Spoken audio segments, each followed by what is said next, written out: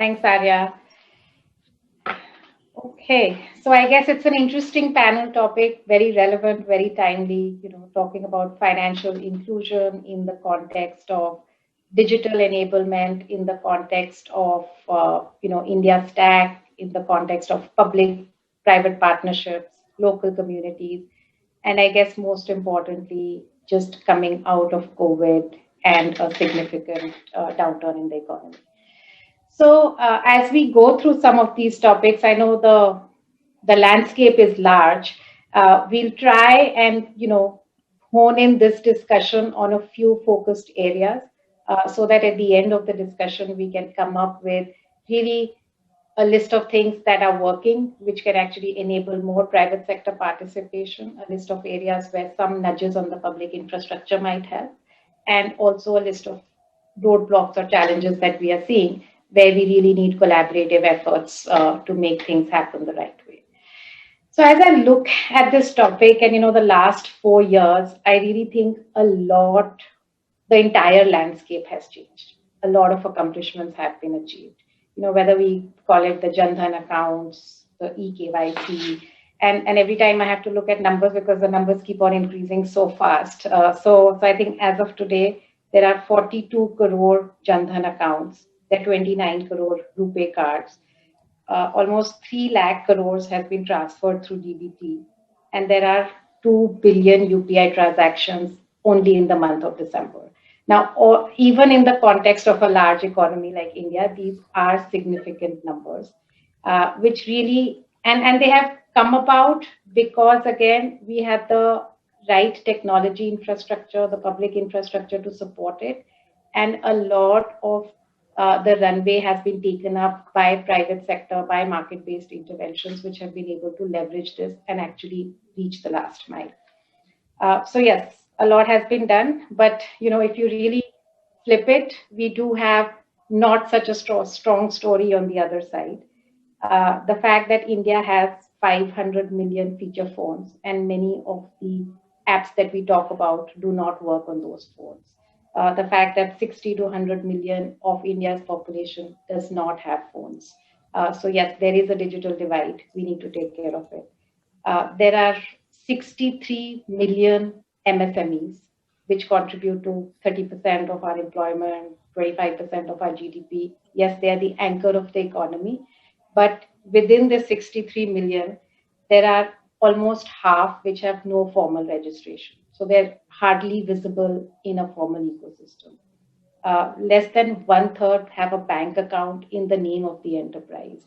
And given that these are businesses and not households, it's important that when we are talking about financial inclusion of the economy and the enterprise, the accounts need to be in the name of the enterprise. And I would say almost two-thirds, if not more, are new to credit or have not accessed formal credit. So they do not have credit history. So yes, there is a significant part of the work remaining to reach out to this segment. And that's why I really call it's deepening financial inclusion, going, not just lower and lower into the bottom of the economic pyramid, and also going with more and more services. So we deepen with the same enterprise how many other financial services can go. So with that as our end objective as to how do we quickly traverse this journey to make, to deepen financial inclusion and get more and more uh, MSMEs, low income families into the financial ecosystem, I would like us to start off the discussion with a quick round of introductions. I think we have a great panel here, uh, which caters to, on the financial inclusion side, a diverse range of products, a diverse range of customer segments, the private sector, young entrepreneurs, or, as well as the government. So I'm looking forward to that discussion. And I will just pass it on to Hartika to introduce herself.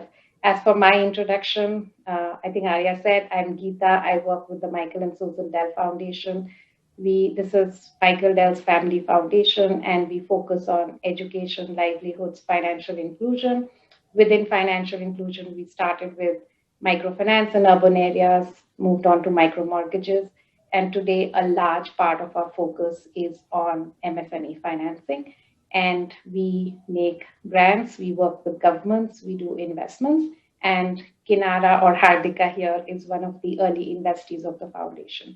So I do pass it on to Hardika now to briefly introduce herself, Kinara, the customer segment, and also the level of digital interface in your activities.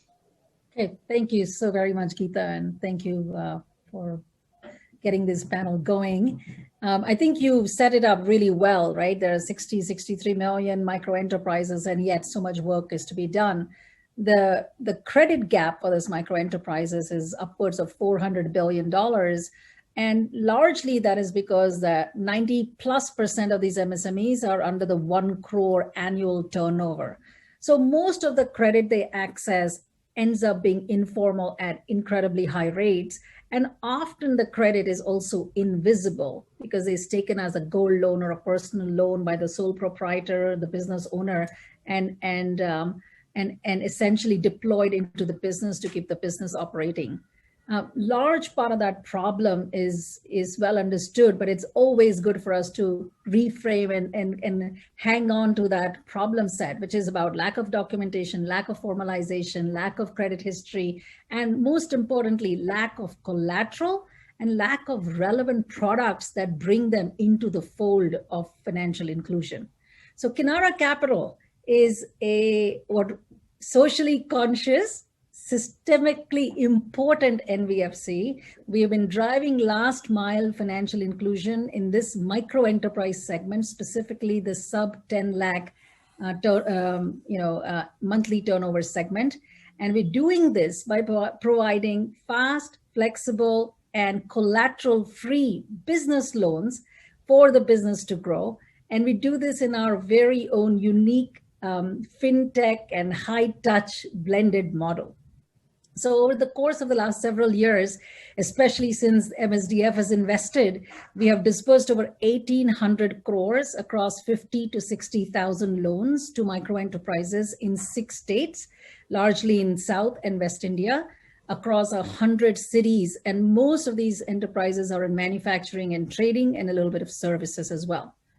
So our typical customer, because we're talking about the segment being very large and is a little bit more formal than what Geeta was explaining as to those that are completely without a business bank account.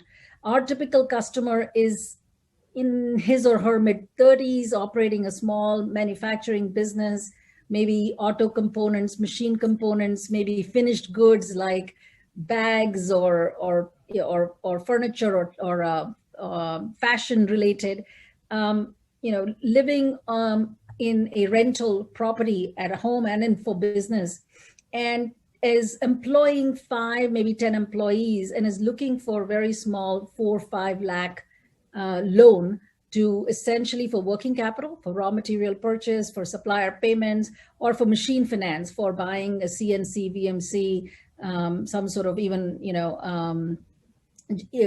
different kinds of machines to help with the manufacturing process, right?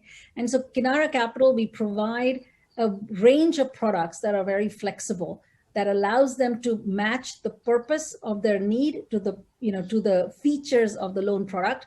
Everything from a term loan that goes as short as 12 months to 60 months, a bill discounting facility, a line of credit, and we even have a discounted product specifically for women enterprises. We call it Harvikas, because we do need to bring more small business women entrepreneurs also into the inclusive agenda. And most of these loans are an average ticket size of 3 to 4 lakhs. You mentioned where the intervention comes in terms of technology. And you're right, a lot is happening in the MSME space. A lot is shifting in the MSME space. And with this whole open digital infrastructure that is democratizing data access, we've been able to rely heavily on technology, both for KYC verification, for operational efficiency in the processing, even if we have to manually digitize the customer data, for verification where we can, if they do have GST or other formalization, the verification part of it, and most importantly, for essentially doing data-based decisioning, algorithmic decisioning for loans and also for prioritizing of collections. So where possible, we have been able to use as much technology, which is part of the open infrastructure and our own built tech, to essentially take the decision process from what used to be, or what a traditional bank process to apply for a loan could be 2-3 months. Maybe a NBFC process, if you're doing collateral backed loan, could be 15 to 20, 30 days. We have been able to make that decision because it is collateral free, and because we're using a lot of tech, bring that all the way down to 2 to 3 days, which is actually a huge lifeline for the micro enterprises, because if they have a new order in hand or they want to build a new product, they want to know whether they will have money to do that, and the ability to get that decision in 2 or 3 days enables them to take that step. So that's what Kinara Capital does. With this, we've been able to actually impact job creation at the bottom of the pyramid. Created over 70,000 jobs, and essentially sustained more than 200,000 jobs for the businesses that we work with. And we're really proud that we've been able to do that, but we feel like there's a lot more work in that area that we still need to do. I'll take a pause here and hand it back to you. Yes, thank you, Hardika. That was great. So, I mean, I'm just picking up words: flexible loans, technology for efficiency, and we'll come back to these as we go into the panel. From there, can I go to you, Anand, and request you to do a quick overview of Pay Nearby and how you use technology? Thank you, Geeta. We believe that we are taking the high end of technology to the bottom of the pyramid. We serve with 500,000 retail partners to 150 million citizens in about 16,532 PIN codes of India, processing about 5,000 crore each month of sachets of financial services. Let me tell you and compliment the nation that NPCI and the regulatory framework has done future proofing of the nation by way of setting up the Aadhaar infra and the whole India stack. So all of that adds up to a great enablement of the nation. And Aadhaar is a backup of BCP of ATM. You will relate when I say bank hai par banking nahi. We serve the 150 million citizens whose cards were blocked just before the lockdown in November.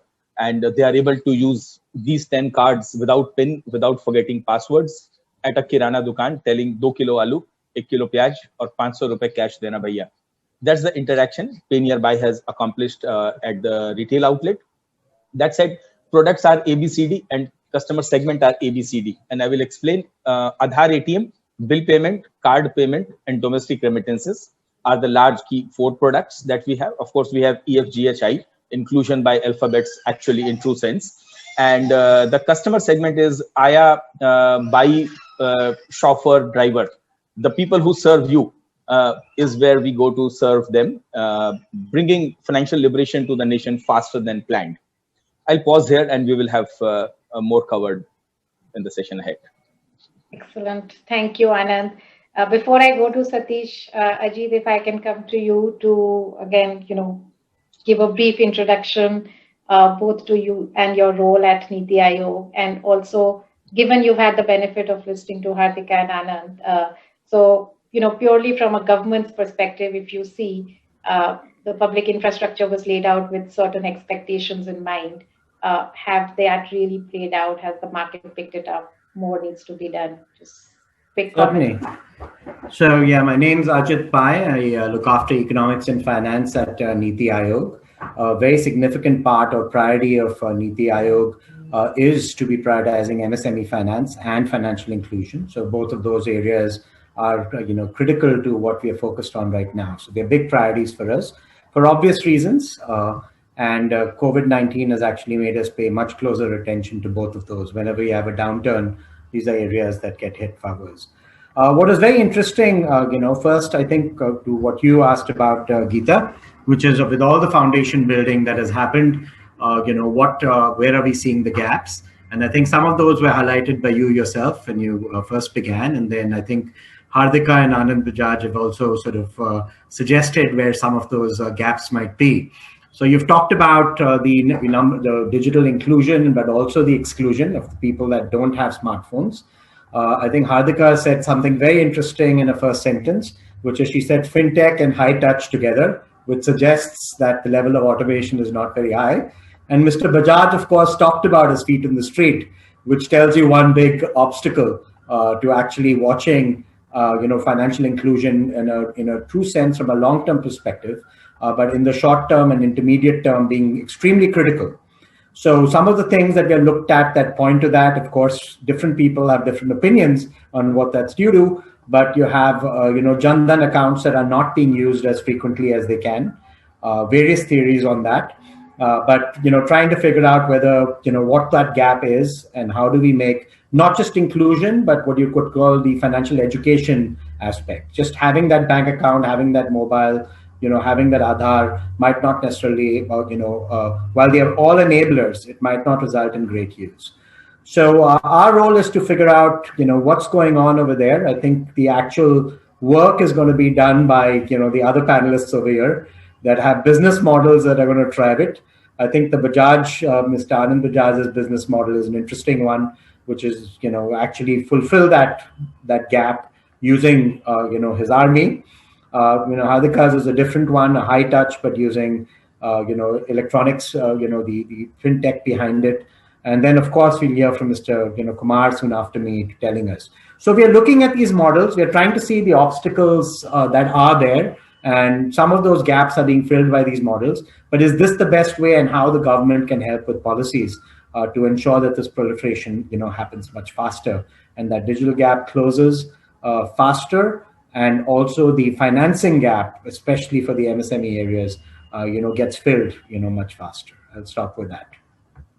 Thank you, Ajit. You will have a lot of suggestions on what the government can do. So, yes, Satish, over to you. Thank you, Geeta. So I'm Satish Kumar. I represent Via Microfinance. We are a 6-year-old NBFC MFI, a systematically important company. And we service 7 lakh customers in deep rural areas in 7 states. We basically provide affordable small loans. These are all in joint liability group. And basically we give income generating loans. The profile of our customers, basically they are, all women customers. All our clients are women. And typically they are in mid-30s. They are running small businesses, be it tailoring, be it milk vending, vegetable vending, or kirana shop. So there are some 160 vocations which we actually kind of, fund. And the loan sizes, we have various products. The loan sizes are typically in the range of 30,000 to 50,000 rupees.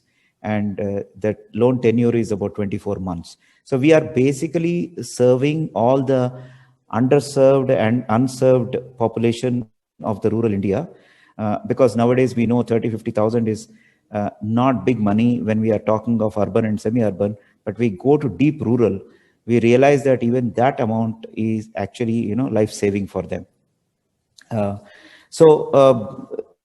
Coming from the microfinance world, what we have done is we have come a long way in the last 10 years, wherein the documentation used to be a lot of documentation in paper, but now we have digitized that. So we are a kind of a 2.0 for microfinance, if you will. So what are the interventions we do as far as digital thing is concerned? When I talk about customers, first and foremost, we have all branches, they're all paperless, and all our loan officers carry tablets, and all the documentation they do is fully digitized. While acquiring the customer, they do QR code scanning, live credit bureau checking. And we used to very much utilize Aadhaar, as a unique identifier until Supreme Court has stopped us from doing it. And now we do voter ID. And in fact, we request Mr. Ajit Pai to actually help us in getting Aadhaar to be utilized by microfinance again, because that is a great help. We also, the disbursement is completely into the bank account of the customer's account. Now these Jan Dhan accounts have really helped us, because every customer has a bank account. So we don't do any cash disbursals, is entirely digital. And We also do geotagging of all our center meetings. When we go and meet the customers, they are all geotagged.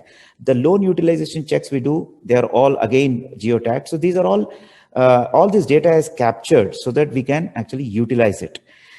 We also have, we send out communication to these customers in vernacular SMSs. In a period of that loan tenure of 24 months, we send 60 times we are in touch with the customer digitally. And then, of course, 58 times physically. So there is, again, like what Hartika said, there is high touch as well as fintech that is utilized. We also have cartoon-based stories and games to educate the customers. The financial literacy is taken seriously, and the customers are actually taught about the loan, how it should be used, what is the interest rate, how they should pay, etc., etc. And as Hardik also said, these are all completely unsecured, non-collateral loans.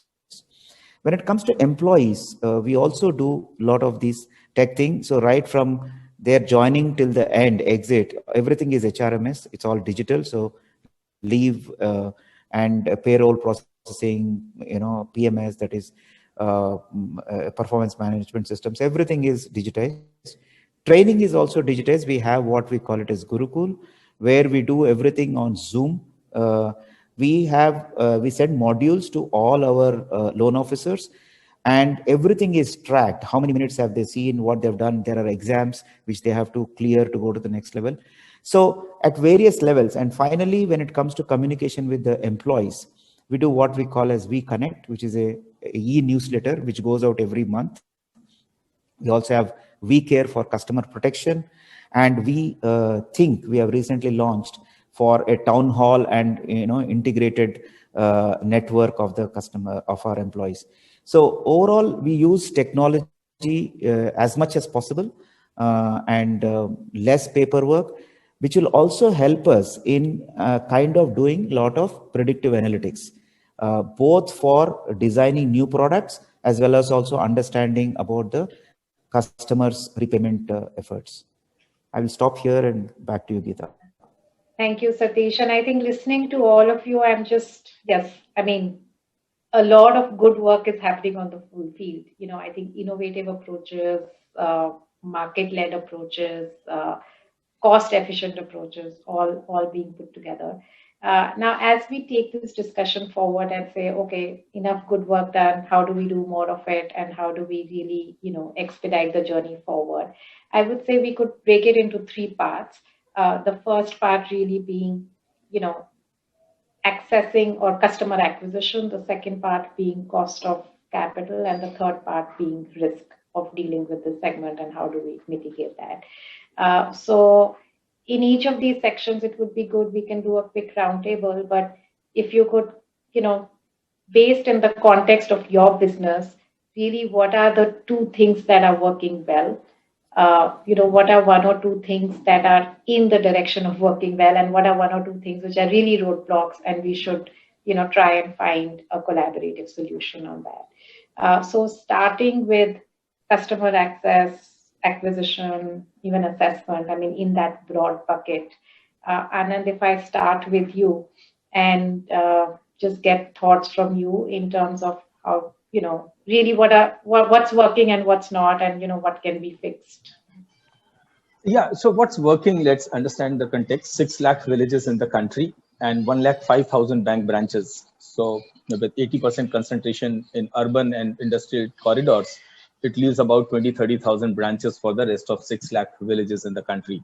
So very clearly, bank hai, banking nahi. If I can reiterate, there is a lot more which needs to be taken to the last mile.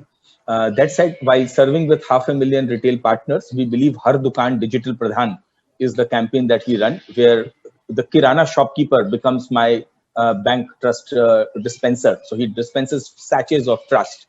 That said, how do we reach out to these customers? 93% of my network is in rural retail India, where we serve all the 115 aspirational districts of Niti Aayog. We serve, Ajit sir, we serve 780 crore each month in these 115 aspirational districts. And we were awarded by Ministry of Electronics last year for rural financial inclusion. That said, the chief economic advisor has been talking about 1.28 trillion INR, which is not accessible to people or people are saving, which is true because of the bank and the reach distribution. We do reach out, Geeta, to our citizens through the digital network, the digital and applied to the physical network. NPCI has done a fabulous work on and the whole India stack that has been built. So we are digitizing, satellitizing, and granularizing the technology to accomplish the financial inclusion agenda and the policy accomplishment of what has been written. Yes, Sorry if I can just ask you, because I think a lot of people use the term digital, physical, and digital. I know you are using digital. थोड़ा different होना चाहिए ना, नजरिए का फर्क है गीता, नजरिए का फर्क है. एंड अदरवाइज गालिब भी कह गए हैं कि जलाए थे चिराग हमने दीदारे हुस्न को, हमें क्या मालूम रोशनी होगी. So how you look at it is very different. What you are able to do is different. So someone applies physical to digital. We have a mindset of digital first and applying it to physical infra. So the way you look at the problem is how you will be able to solve it faster, Geeta. That's the only difference, I think. फर्क है सिर्फ नजर का, बाकी पत्थर और कोयला एक साथ ही पड़े हैं. Sorry, go ahead. This was just, I thought we should clarify that. But yeah, but yes, good you asked it. And Geeta, I must tell you that prompts that for the rising of the nation, यही माटी उभरेगी और यही जर्रा चमकेगा, बाहर से कुछ नहीं आएगा. Everything has to be done here, and that is what we have been able to configure. My corner kirana shopkeeper as a trust partner and serving the citizen literally 18 hours a day. When you can go to the outlet and say 2 kilo aloo, 1 kilo pyaj, 25 rupees ki FD. So that is what we do. We serve 35% of India's Aadhaar on our shoulders. We have deployed technology to the hilt. We automate or eliminate. That's the rule at Nearby Technologies. Otherwise, you can't scale. For 70 years, the banking that has not reached, अगर उसको पहुंचाना है तो थोड़ा तो different तरीका अपनाना पड़ेगा, Geeta, and that is what we are at. We have given our switches gratis to partner banks. We don't charge money on that. That said, NPCI has been very terrifically supportive and productive during the lockdown. All our technologies have been ASP certified. We have NPCI net direct connectivity. And what it means is actually the 1600 transactions per second that we are able to process don't fail. Because this 700 rupee transaction that my customer does is your cab fare for the dinner tonight. It is his whole month's ration, madam. So we are very ultra cautious about the customer segment that we serve who does not tweet. He does not tag Madam Nirmala and writes complaints. He talks to the Lord Almighty. So all our engineering has been applied to the automation at the back end so that this customer does not need to complain about us to the Lord. That's what we do in short. काफी मजा आता है Gita. It's a great terrific place to work. So what needs fixing, or whatever needs fixing, you're fixing on your own? And yes, so नहीं ऐसा नहीं है. Don't let it go like that. If I may take liberty to say, नीति है पर आयोजन नहीं. And I would certainly take help of Ajit sir down the line that the policies have been written wonderfully with fantastic intent. But when it comes to grassroots implementation, the rubber meeting the road, tire fat jata hai. So there is a TDS of 5% debited on when you withdraw cash from your account. 6 lakh villages don't have 6 lakh bank branches, madam. It has only 20,000 bank branches of PSU banks. They do not recognize the banking correspondent agents of other banks. Whereas the 194N Proviso 3 of Income Tax Act clearly says any agent of a bank, if he withdraws cash, shall not be levied with TDS. Now, for 0.5% income, Geeta, he's levied 1,000 times, 1,000%, which is 5% of TDS. Someone starting business with as low as 50,000 rupee ends up blocking 16 lakh rupee at end of the year for 18 months because TDS refund happens after 18 months. So 1 lakh BC agents have stopped the business after 3 months of work. I would take help of Ajit sir's office to solve this policy intent to help it sort. Second is you will at this forum, I would like to say that the financial inclusion suffers 27% GST. Unintended. but it is a 27% cost to the financial inclusion services. Again, GST Act says, ruling 9317, that inclusion to the accounts, services to the accounts in rural shall be exempt from GST. But the advancement of technology leaves us to the vagaries of the Tax Act. I will explain. Now, when you remit money from Mumbai to Khagadia in Bihar, even if it is a rural area, you use single IFSC code. You have no way to find out, is it rural or is it urban? I will rest my case here. I will come and connect to Ajit sir and see how policy can support. Excellent. Thank you. Thank you, Anand. Satish, if I can ask you to go next and follow up Anand on, again, things that are working for you and the customer set and things that are not. Because from your customer base, I assume a lot of the digitization is at your end and not at the customer's end. Absolutely. See, our customers, like I said, most of them are deep rural. When I say deep rural, we do not have branches even in district headquarters. The nearest bank, our branch, is 35-40 kilometers from the district headquarters. So we are actually going into deep rural. And on one side, the good news is we have 43% of our customers who are new to credit. So at least we can feel proud that we are going and serving people who did not have the facility of loans. But the challenges are, like you said, they do not have any documents, right? So there is absolutely no way you can find out their income, their cash flows. We do a lot of these surrogate things. We do house visits. We see what are the various assets they have, and we try to ask them how many people are working in their home and how much they spend on groceries, on medicine. Because if you ask them what is your income and expenditure, there's no way they are going to tell that. They don't know. So we actually do a lot of these. So that takes a lot of time to actually assess each customer, right? So that is one challenge which we have.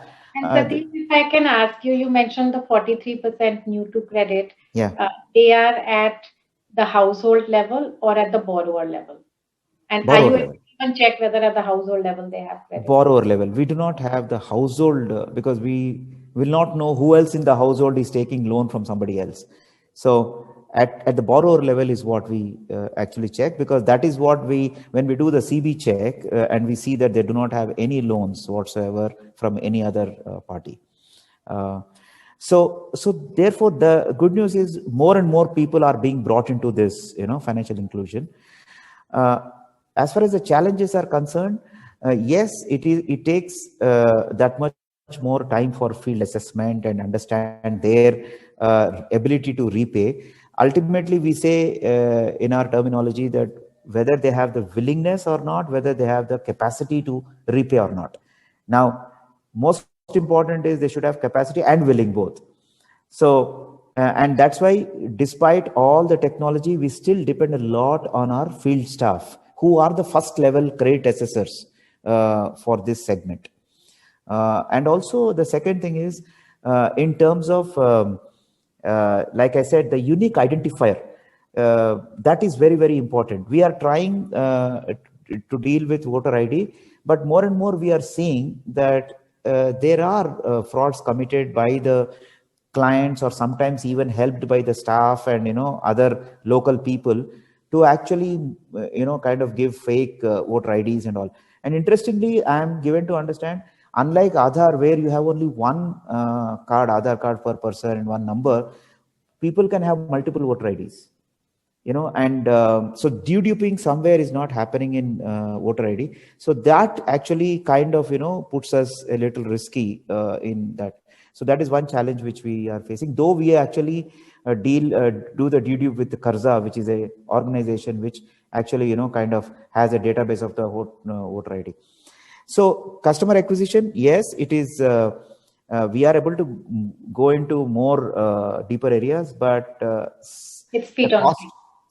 Feet and cost is very high. Yes. And assessment is feet on street. Yes. Cost is high. Okay. On that note, Hartika, do you want to go next before we turn it over to Ajit? Yeah, of course, happy to do it. And it was really interesting to listen because both Satish and Anand are working largely in rural markets, whereas Kinara is largely in tier 1, tier 2 markets. So we are seeing a very different shift that is happening in these regions than perhaps in the rural regions, right? And so one of the things we talk about, you mentioned that smartphones are still, penetration of smartphones is still not there, but in the MSME segment that we work with, I feel like our customer base is 95% have now smartphone and post geo practically free data. There is a huge shift that is happening into the vernacular voice continuum rather than the millennial continuum that was there pre-geo.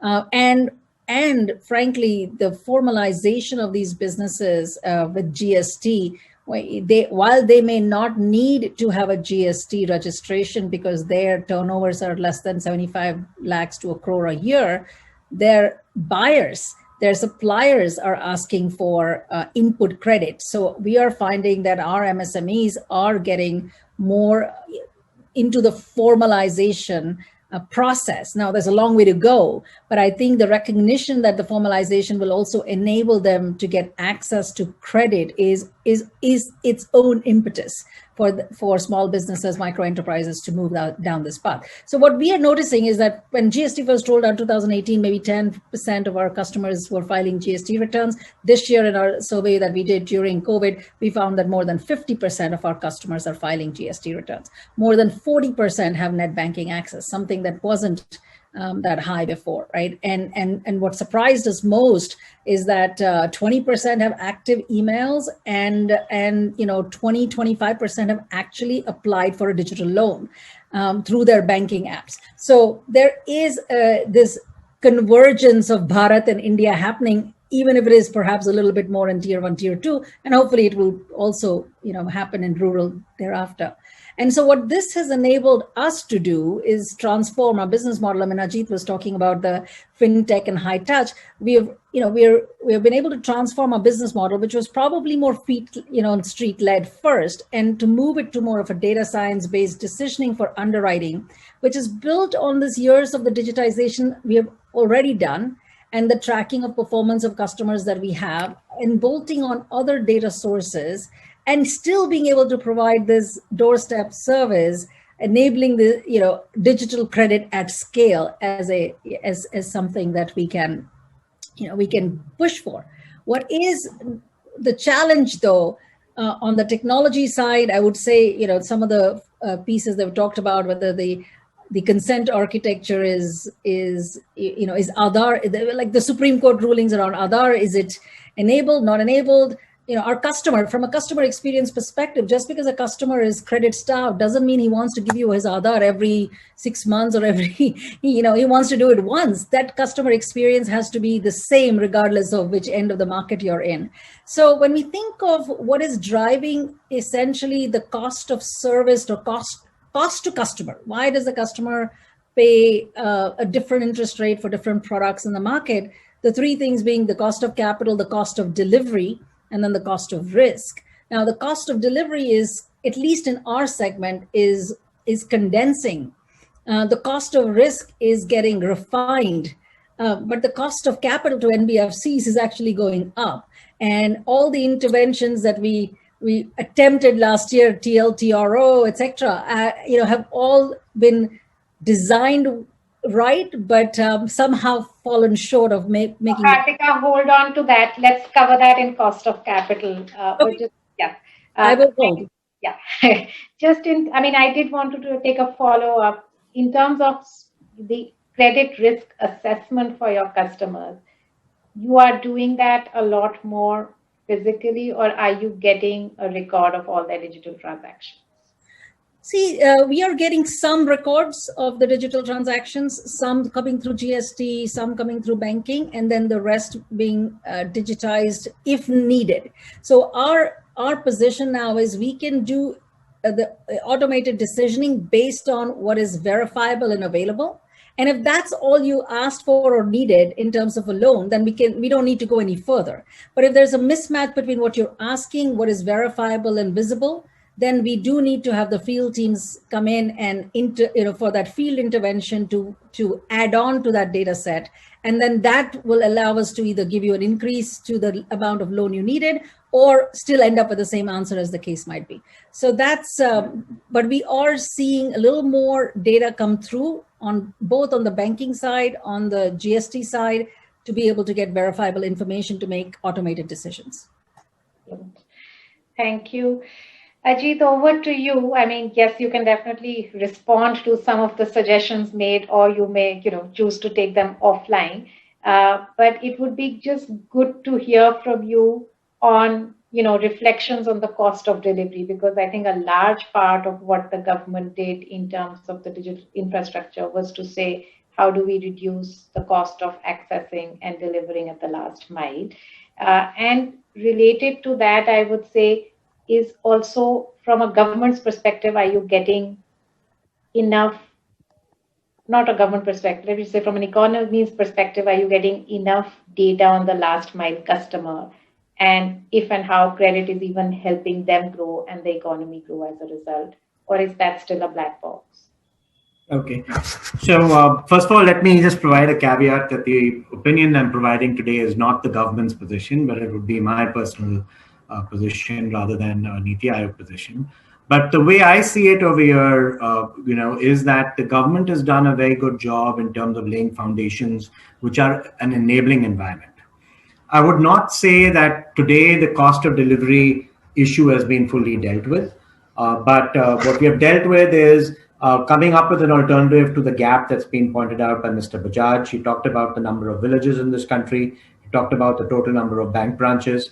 He talked about 80% of the bank branches being urban, so that remaining 20% for multiple villages, orders of magnitude difference over there. So there was a bridging that needed to be done, rather than use the traditional approach of physical expanding physical infrastructure when most of the world has excess capacity there, and we might have even excessive infrastructure that would be stranded assets. It did make sense for this new rollout and actually to approach things from a digital. There has been a leapfrog in India, people getting the mobile phone well before they got a landline, before it's reached everywhere.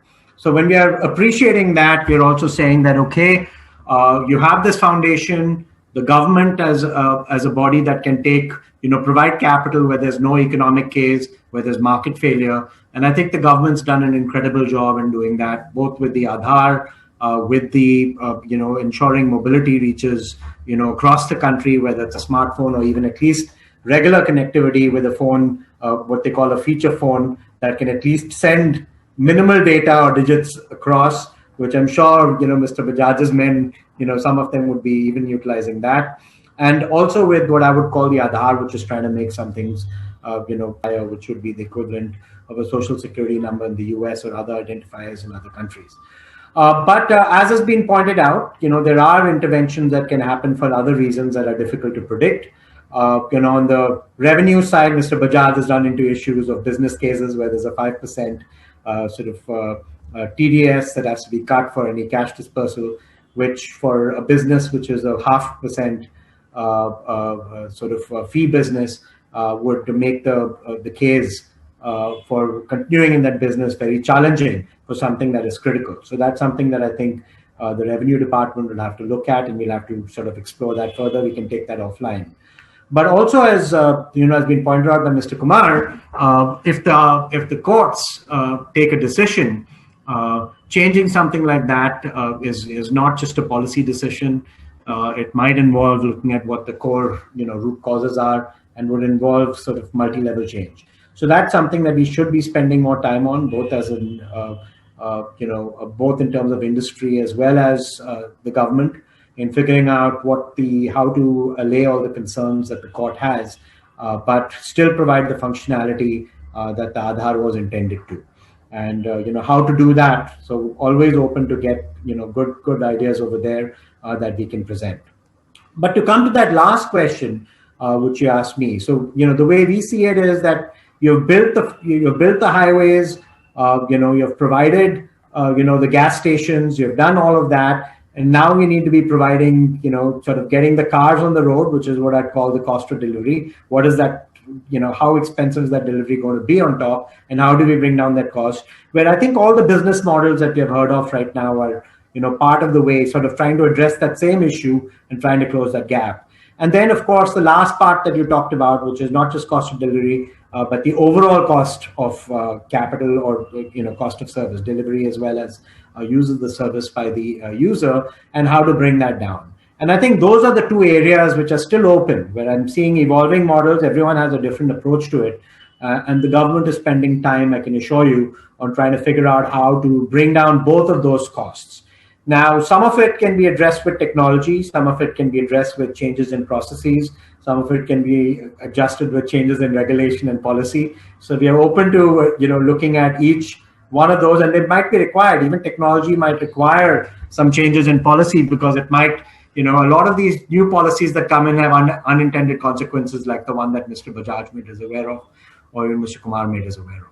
So let's look at those a little more closely, I think, when we go to the last round.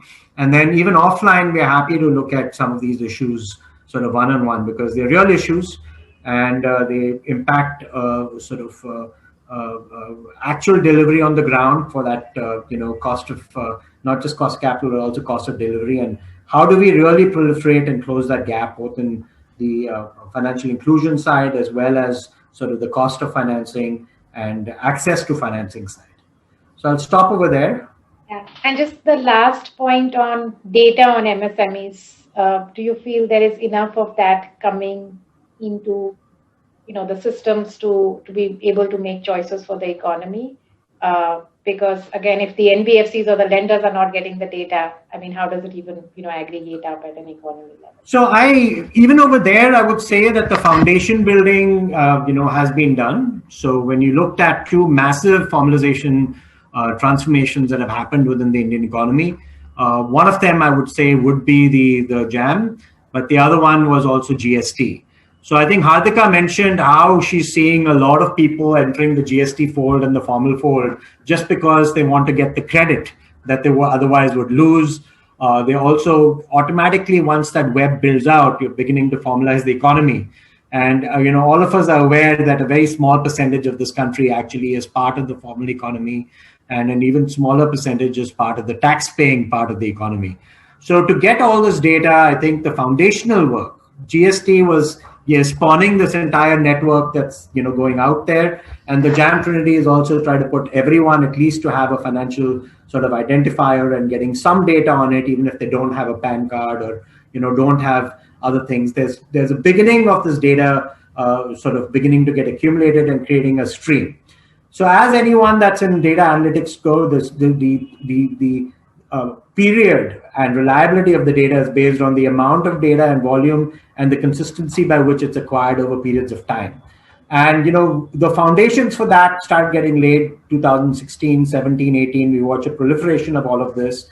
But unfortunately, we had this event in 2019, spilling over into 2020, COVID-19, where right when all this data would start becoming useful, you start getting 3-year track records in some of the early adopters, where you started watching this massive explosion of GST data. 2017, July 1st is when it started, when you started getting all this other data with people that are using their accounts. That's right when things sort of just ceased to happen and created a pause. And now when things begin after this pause, it might look very different for a lot of people, for many industries. For example, if you're on hospitality focused on foreign travel, if you're in, many of these sectors won't have the same track record as they did before COVID. So while a lot of that foundation building happened, a lot of good data was getting created. We were getting incredible data streams that, I think Satish's business, Anand's business, even Hardika's business are using. They talked about access to this. As a country, I think that this big pause, this massive decline in GDP in the first fiscal quarter or second calendar quarter of 2020, what it created, and then the uneven recovery has made it challenging for that data to be as usable as it otherwise would have been. But that stream is growing. It's a very good stream. It's growing. It's being promulgated by the credit scoring companies, Experian, TransUnion, Equifax, all of them other service providers. So that is beginning to sort of gain momentum, and I think the pace at which that data stream is growing is able to result in many more business models and fintech models that are quite creative and can have long runways of growth already. I think which brings us almost to the last question. I'm combining two questions now.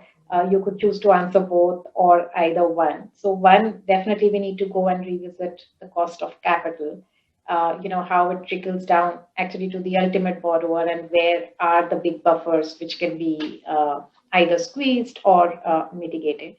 And the second is just coming off, the slowdown from COVID and realizing that the segment that we are talking about for financial inclusion, I mean, they may have been the worst hit in terms of businesses being wiped out, revenues going down. How do we ensure that we, in order to put them on a path of revival, we need to put our fintechs and our NBFCs and everybody who's servicing them on a stronger path of revival so as to be able to do that. So really, what are the bottlenecks? Or not even bottlenecks. I mean, let's just say in order to speed roll that, what would be most helpful from an intermediary or a player perspective who is actually delivering financial inclusion.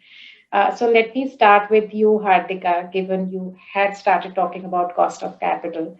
And yes, you could address both cost of capital and the risk issue. But yeah, let's restrict it to 3 or 4 minutes because we're in the last half an hour of the panel. Absolutely. Thank you very much for prompting that. So let's just talk about the cost of capital, right? One of the primary issues, plaguing, if you will, the MSMEs is credit access, and the last mile NBFCs that are willing to provide the credit access are finding themselves in this constant existing liquidity crunch, which might have been exacerbated by COVID, but was existent before that. And we need to acknowledge that that was a problem even before COVID, right? So in some ways, we have to figure out how to break this deadlock. We have great policy that is happening, but somehow the risk appetite, with the banking system is just this risk-averse positioning that they take that excludes the support to NBFCs and therefore to the micro enterprises is something that is not sustainable in the long run. I'll give you a very simple example. ECGLS, our Emergency Credit Guarantee Scheme, great idea, great program. Entire 100% of our customer base is priority sector lending or priority sector, lending category. And we would have loved to do that program for all of them. We were able to get 0 rupees from a single bank for that program, even though the government of India is fully backing the program. So somewhere this trifecta has to be cracked in order for triple B last mile distribution NBFCs can be part of the solution and not be left aside, because in the end we're just disadvantaging the micro enterprise from getting ahead. So just being a devil's advocate here, Hardika, if I look, I recognize that you're saying enough risk is not being taken, but from a banking perspective, yes, credit ratings are important, So, if the objective is let's get to the last mile through the larger players, and let's do large loans to them, and they may be, safer loans as well for the bank. Where do you see the role of the small and the medium NBFCs, which is not being bridged by the larger NBFCs? No, so first of all, let's just take that example where if the position of the bank is to protect their capital, which they should do, they have shareholders. You have a Government of India product with 100% guarantee. At that point, we should have opened the floodgates when they're sitting on so much liquidity.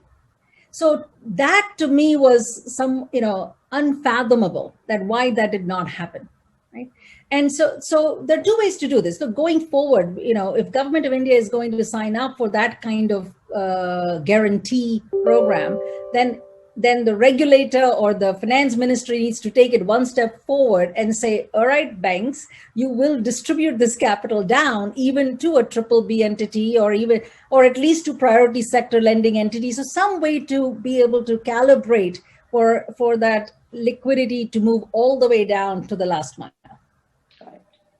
Excellent. And if I can just add a point there, I mean, my grouse always was, I mean, not just for the NBFCs, but even within the MSME, there were not category allocations of, medium enterprises, small enterprises, and micro. So especially when we are looking at a revival at an economy level, we do need to make sure that different parts of, either the lending ecosystem or the entrepreneur ecosystem get their respective share. Satish, any comments from you on either cost of capital or revival of the economy post-COVID, where we are, and what VIA is doing, and exactly what other boosts are required from your customer perspective? Sure. So just to add to what Hartika is saying, see, this cost of capital, like we say, yes, it is very important for people to, all the banks or the lenders to be, they should take their, they should do due diligence and, make sure that their capital is returned. But the fundamental question is, if everybody was so risk averse, microfinance industry would not have existed. Microfinance industry, all of us are actually giving unsecured loans to our customers. Okay, and JLG, Joint Liability Group, okay, a lot of this has been spoken, many conferences have been happening. Now, if everybody perceives that it is the most risky business, then that business should have actually collapsed. But we have seen that for more than 30 years, it is flourishing. And after every single crisis, it comes back more strongly. Believe you me, in May, June, when all our lenders were asking, will your staff come back? Will your clients come back when this lockdown is over? What kind of collections you get? Nobody could answer that, But touch wood, today I can tell you that the microfinance industry, I'm not talking about VIA, everything bounced back so much that our collections are in the range of about 94 to 97%, depending on which state. I don't see any other sector bouncing back so much. Now, what has happened? We believed in our clients. We have given them unsecured amounts, right? And then we are getting it back.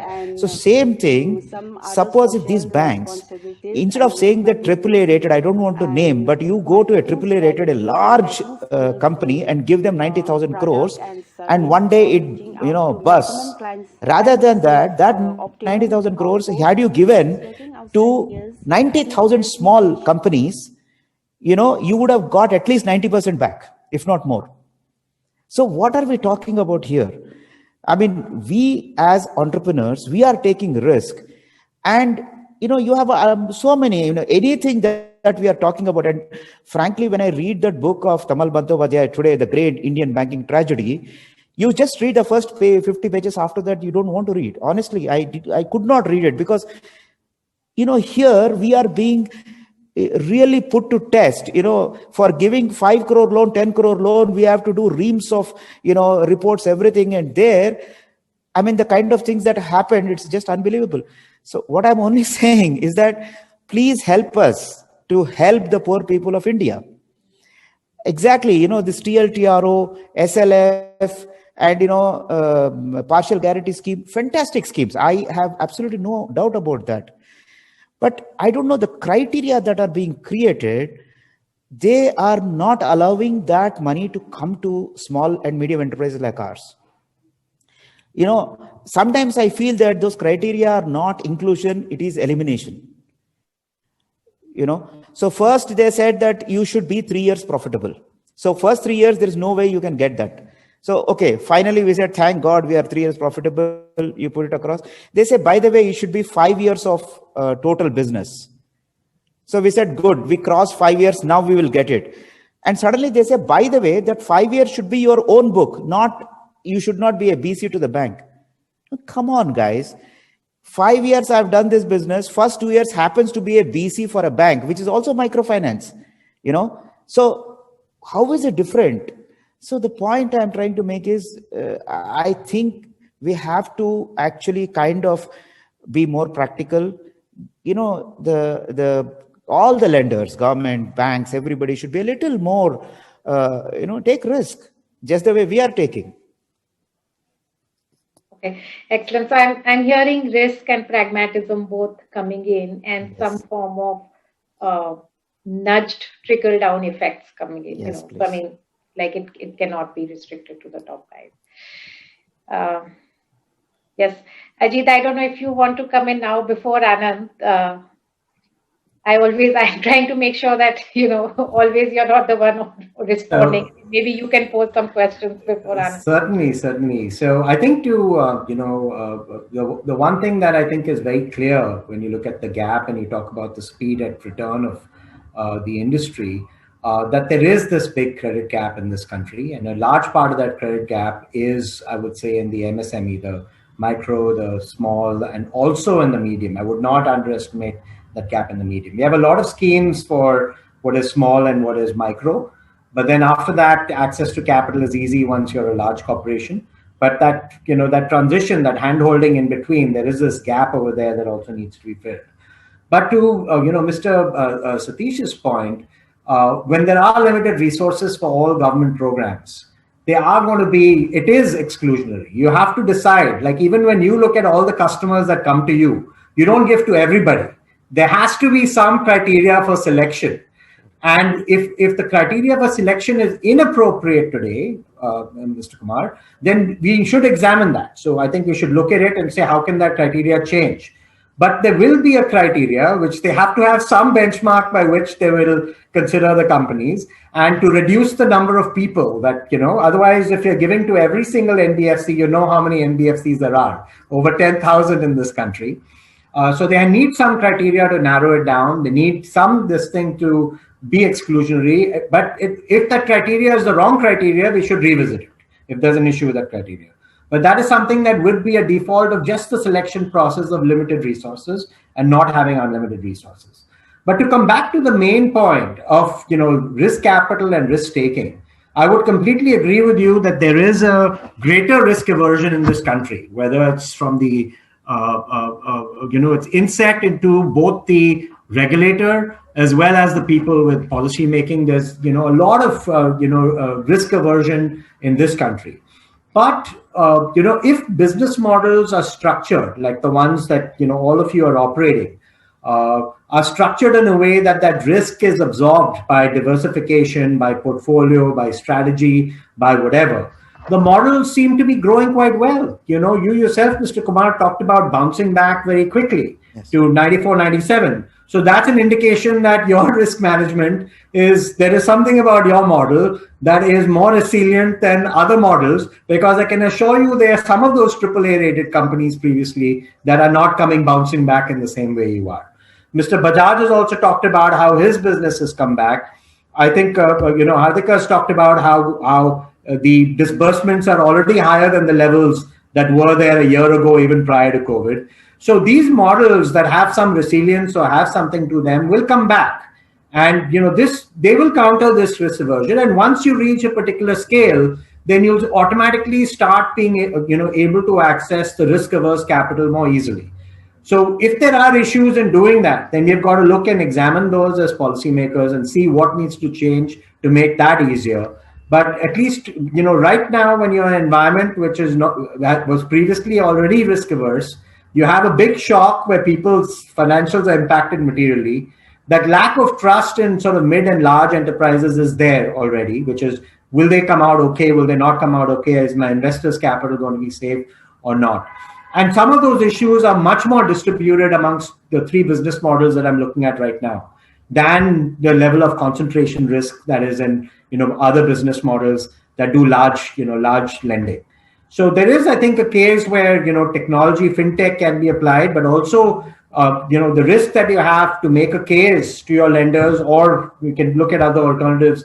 Looking at your lenders, where you have diversified business models that are more resilient, and what you've told me right now makes a fairly strong case. Now, whether the system is open to it or not, I know that the flexibility that is there within some finance companies might be greater than with the banks. The banks might have rules that are set. But if we can highlight what exactly those obstacles are, there may be ways to work around sort of seeing what we can do to influence some change there, by speaking with the supervisor and the regulator over there.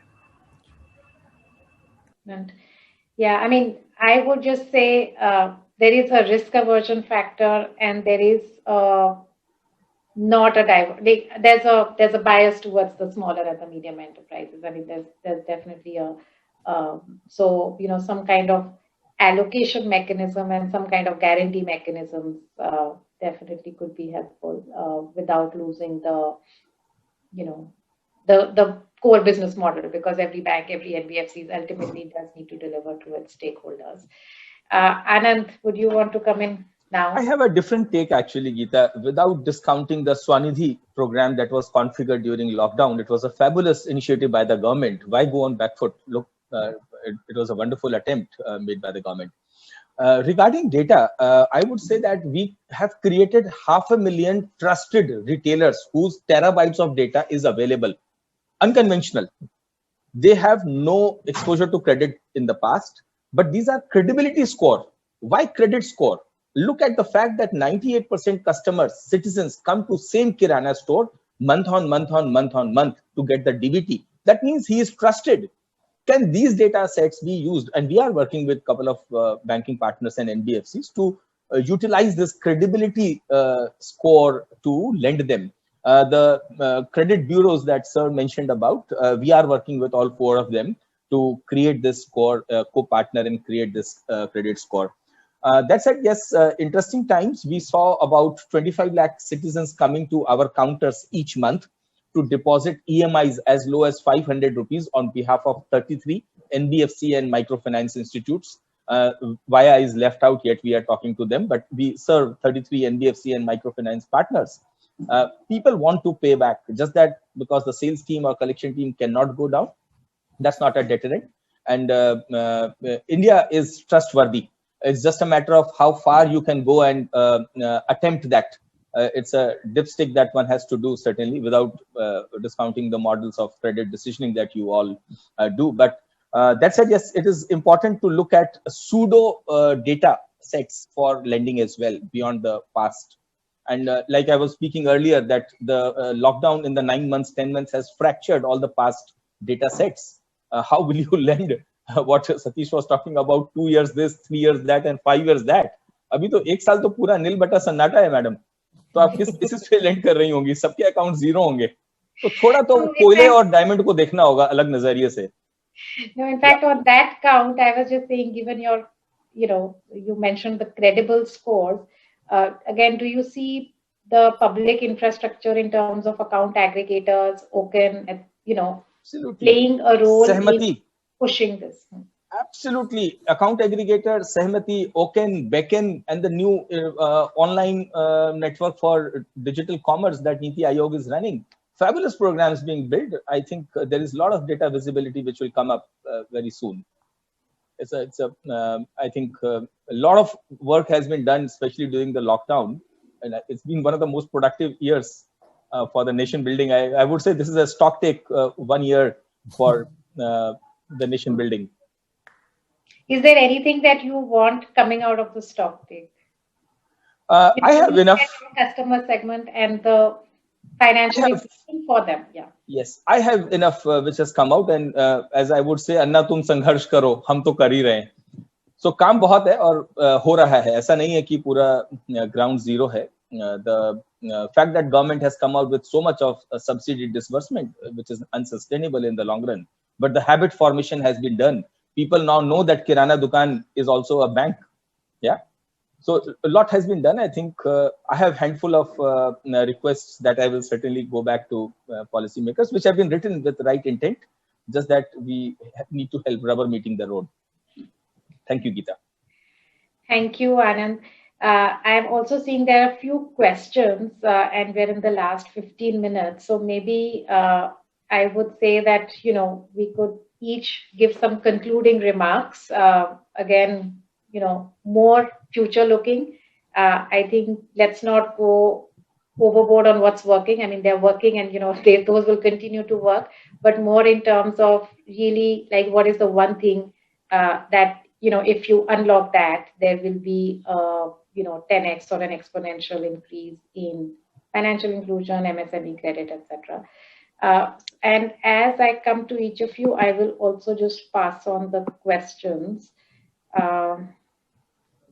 Hardik, I have the first question for you, so maybe I could ask you to do your conclusion. The question is simple. It is, what is the rate of interest Kinara Capital charges?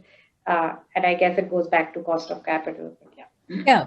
Yeah. So it's a full range depending on the risk, and the risk is determined by our data science algorithm, and it goes anywhere from 22% all the way up to 30%. On average, it is around 27% on a reducing balance basis across the term of the loan. Your concluding remarks? Well, I am, what shall we say? I am inspired by what the data that Anand is building, right? This is data. I mean, we can get all the credit bureaus in the world and we can get all the information, but credit bureau reporting is only by financial institutions. If we can build an alternate data source of the kind of data that Anand is building on the ground of people's behaviors and be able to use that, I think it can really accelerate digital credit across the country for all kinds of businesses in urban and rural India. So Anand, here's a customer for your data. I hope, Hartika, you go back and... It's a partnership. It's not a customer. Yes. Thank you so much. This is great. Okay. So Anand, maybe I'll get the next question to you, which is around data. It's asked by Ishita Sharma. COVID climate change events are showing just how vulnerable micro and small enterprises are. How can data infrastructure help financial institutions and regulators support enterprises to build sustainable businesses? I'm assuming much of this is addressed, but if you just want to, dive a little bit deeper and also give your concluding remarks. Yeah. So beyond artificial intelligence, look at the human intelligence. Is all I would say. If you ask my Kirana store, which are also called Kinara stores in some places for Kirana Capital, my retailer can tell that who are the customers with 2 kids going to school, who are trustworthy guys who pay on time. Harness that human intelligence beyond just the artificial data, rather than sneaking into data, getting into worrying about the GDPR issues or account aggregator methods, because again, account aggregator will aggregate the data which is available. What is not is what has to be seen. So I think that will bring out the fractured environment into a robust ecosystem. And that said, sir, 2 चीजें चाहिए. 194N Proviso 3 को कार्यान्वित करवा दीजिए, उसको आयोजित करवा दीजिए सही ढंग से. Industry, I am telling you, will sustain this initiative of government on financial inclusion in true sense, and I will send you the almost a doctorate thesis that we have written on it. And the 27% GST एक comma गलत जगह लगा हुआ है किसी circular में, वो ठीक हो जाएगा ना तो सब ठीक हो जाएगा. और 2006 के सर्कुलर लिखे हुए हैं सर, आज 2021 में हमें 15 साल में डिजिटल हर 15 दिन में एपीआई बदल जाती है. तो digital has done so much augmentation कि बहुत कुछ बीसी मॉडल में किया जा सकता है. तो 2 चीजें हैं. I will come to you with those request separately and I am confident it will be solved. Thank you Geeta. Thank you, Anand. Actually, Ajit, the question for you is the same that Anand has put forth. So I will not repeat the question, but it does talk about, the high tax burden, including GST, TDS. Can the government look into this being essential services? Amit Arora from the World Bank has asked this. I don't know, again, I mean, you can respond to this offline, but any comments as well as concluding remarks. And what, I guess the question for you is, what do you want the private sector, startup companies, fintech companies to come forward with? So I think, first of all, what we get from listening to the other panelists is that there are business models that have tremendous momentum and are growing. From an enabling environment perspective, at least the physical infrastructure is not something that anyone has complained of so far. So what is required from what I'm hearing right now is tweaking to the learning curve. As new things happen, policies have to adjust to new technologies, new ways of doing things, all of that. So some of that learning curve that as a country we're rising up. We will see some changes over there. But what I would say is that the current momentum, if you look at the past 5 years, I would not judge the health of the industry based on the recent momentum, because a lot of those actions are so transformational and those data streams are so recent. And some of those interruptions to the data set that Mr. Bajaj has talked about are so recent that the kind of momentum that you've had despite that is actually extremely impressive. I think it's probably the fastest that we have seen of transactions growing in the world on a per capita basis, on an over national basis. We have seen the broadest sort of reach in terms of number of individuals that have a single number anywhere in the world with the Aadhaar, which might have some obstacles that are just been mentioned by Mr. Kumar of not being able to be used for all purposes. But a lot has been done in the past 5 years that is foundation building for a pace of growth that is significantly faster than what we've had.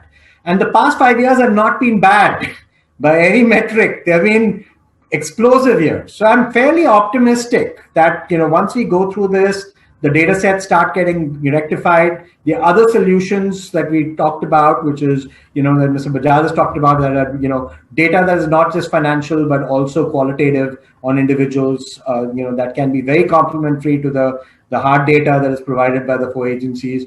So as the Indian way of jugaad and innovating and all of that comes through, as well as the more traditional metrics start getting the momentum with all this data and this new clean data sets, and approaches that are more traditional in nature also gain momentum, because that was what the foundation was laid for.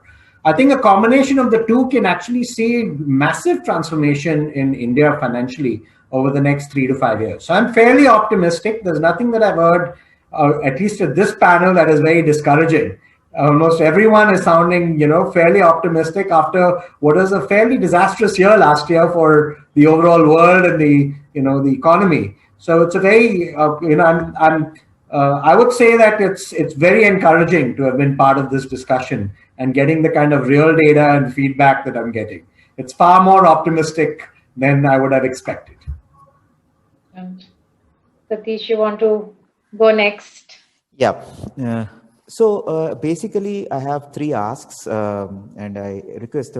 We talked about Aadhaar. So I just want to say that yes, Supreme Court has given a judgment, and so the only request we have as a MFI community is that banks are allowed to use Aadhaar. So we are also governed by RBI.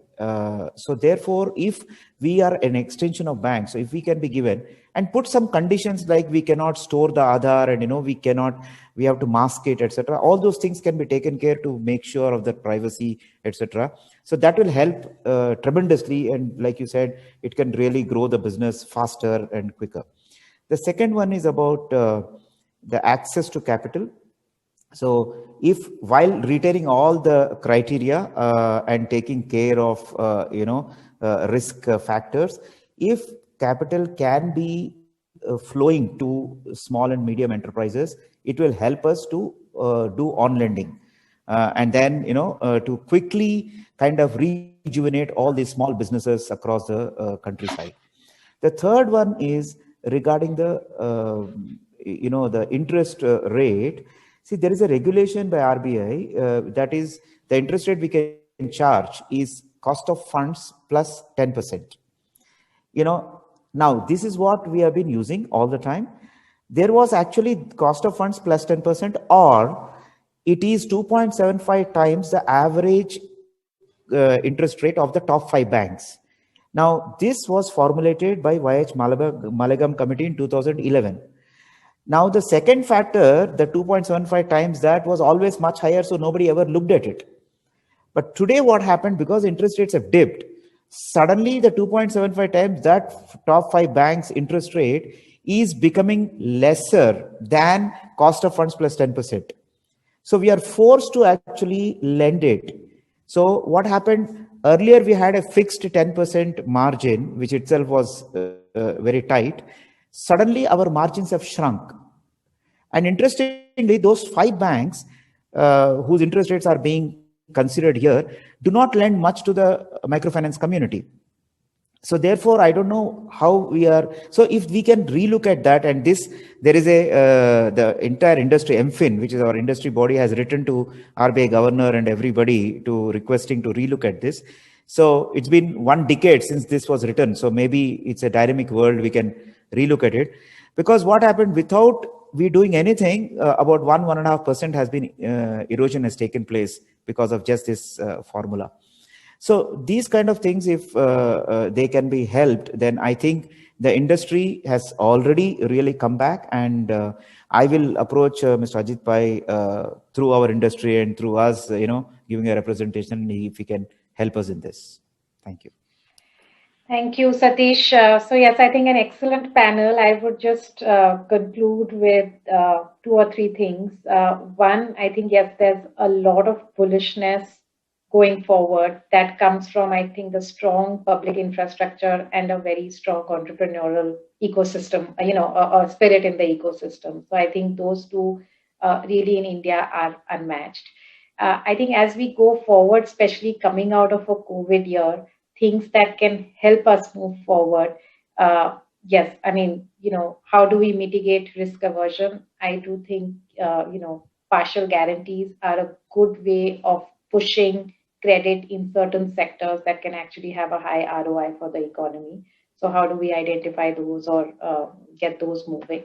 The second is, while there have been strong examples of public-private partnership in terms of private companies sitting on the public infrastructure, we've not seen too many private to private partnerships. So, whether it is for data sharing, whether it is, fintechs tying up more with NBFCs with risk share. I think that I would say is the second. And the third, purely from an MSME perspective, I mean, again, I go back to data, not just digital data, but surrogate data. And in different sectors, how do we build out enough both credit scores and enough track record of saying, when liquidity really results in a enterprise growing 10x or 4x, or which then helps in employment, which helps in the sector growth. So yes, I mean, these are a lot of work is underway across all these 3 things, and I think we've had a lot of suggestions, both from the private sector players to the government, but also, I guess, a strong recognition that what is there is working and it's working well. We really do need to just fine tune the edges, and we should be on a much stronger path. So with that, I guess we can end the session 5 minutes before time. We've addressed all the questions. It's been a good, efficient panel, and a very, very sincere thank you to all of you.